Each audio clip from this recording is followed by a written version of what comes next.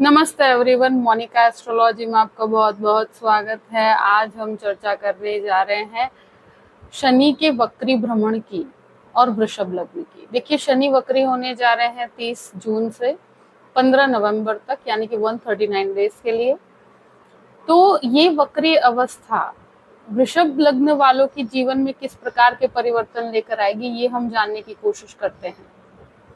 देखिए, वृषभ लग्न के अंदर शनि जो है वो दशम भाव में वक्री होंगे, कुंभ राशि के अंदर।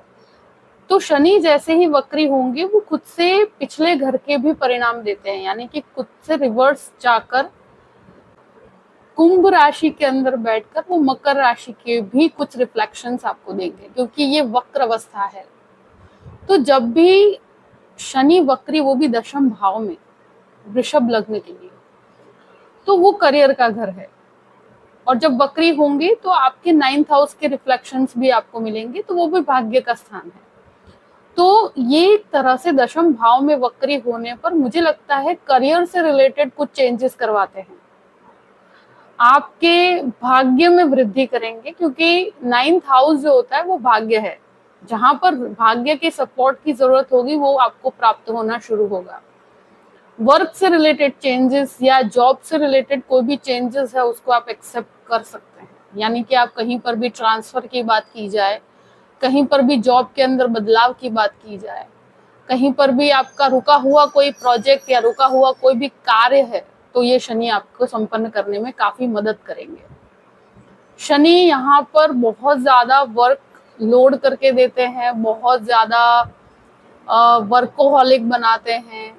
कोई भी आलस्य है तो आलस्य को आपको छोड़ना होगा। यहाँ पर आपके ऊपर रिस्पॉन्सिबिलिटीज काफी बढ़ेगी, आपके ऊपर अथॉरिटीज का वर्क भी बढ़ेगा, मगर साथ साथ में अप्रिशिएशन भी बढ़ेगा।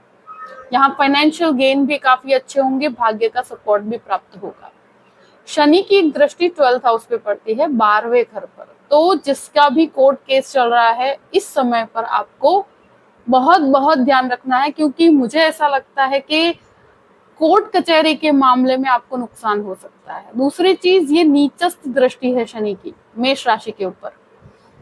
तो यहाँ पर ये चीज डेफिनेटली कहूंगी कि कोर्ट कचहरी के कार्यों के अंदर मुझे ऐसा लगता है कि ये आपके लिए बहुत बेनिफिशियल नहीं है। उससे रिलेटेड आपके कुछ खर्च बढ़ सकते हैं।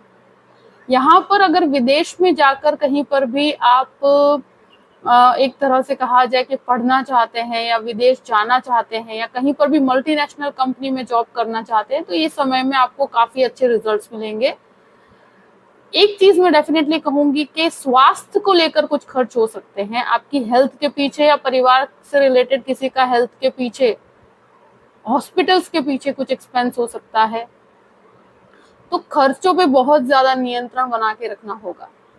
शनि की एक दृष्टि पड़ती है आपके 4th हाउस पर, चतुर्थ भाव होता है प्रॉपर्टी का। तो प्रॉपर्टी के रिनोवेशन के लिए बेस्ट टाइम है। प्रॉपर्टी कहीं पर भी आप मदरलैंड पर या के आपके घर से कनेक्टेड कोई भी प्रॉपर्टी है तो उसके ऊपर आप कंस्ट्रक्शन करवाना चाहते हैं तो ये समय बहुत अच्छा है। जहां रह रहे हैं वहां रिनोवेशन करवाना चाहते हैं तो ये समय बहुत अच्छा है।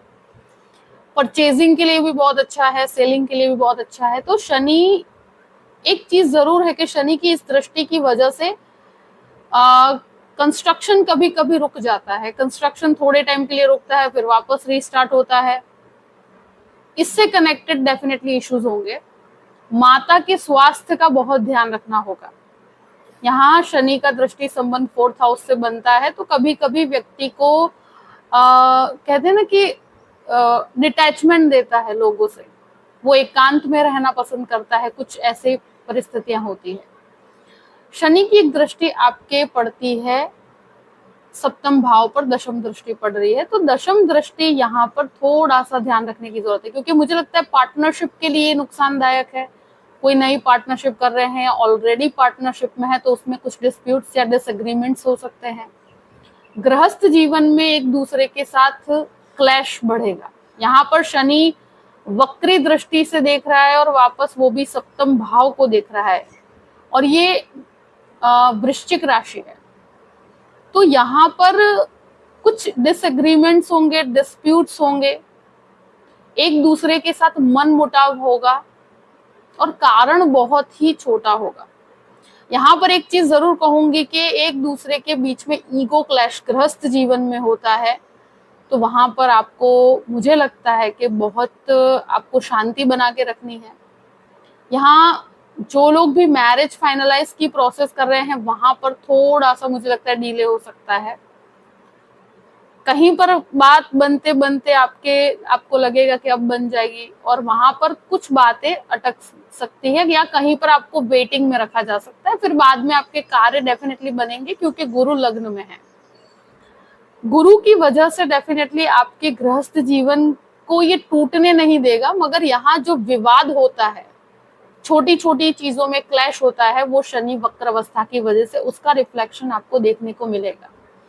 इसके साथ साथ ये भी इम्पोर्टेंट है कि आपके जन्म कुंडली में शनि वक्री है या मार्गी है, आपकी महादशा कौन सी है, आपकी प्लैनेटरी पोजीशंस क्या है, उसके हिसाब से ये शनि का रिफ्लेक्शन आपको मिलेगा। मगर मोटे रूप से जो वृषभ लग्न वाले हैं, उनके लिए किस प्रकार की परिस्थिति होगी, ये मैंने आपके सामने रखी है। डेफिनेटली एक चीज मैं जरूर कहूंगी कि फाइनेंशियली आपको काफी अच्छा लाभ है, रुके हुए कार्य संपन्न होंगे, मगर मेहनत बहुत ज्यादा करनी पड़ेगी, बहुत प्लानिंग के साथ, बहुत रिसर्च के साथ काम करना होगा। शनि का वक्री भ्रमण है तो आपको 9th हाउस का भी रिफ्लेक्शन मिलेगा, जहां पर मुझे लगता है कि कुछ स्पिरिचुअल यात्राएं भी हो सकती है, कुछ स्पिरिचुअली कनेक्टेड कार्य भी करेंगे, कुछ आध्यात्मिक मार्ग पर भी आप कार्य करेंगे। तो ये सब चीजें डेफिनेटली आप रिफ्लेक्ट कर पाएंगे अपनी लाइफ में। और मुझे लगता है कि ये फेस में आपको बहुत कुछ लर्निंग पीरियड रहेगा आपके लिए। आई होप कि ये वीडियो आपको पसंद आया होगा। पसंद आए तो लाइक भी कीजिएगा और सब्सक्राइब भी कीजिएगा। Thank you so much. जय श्री कृष्ण।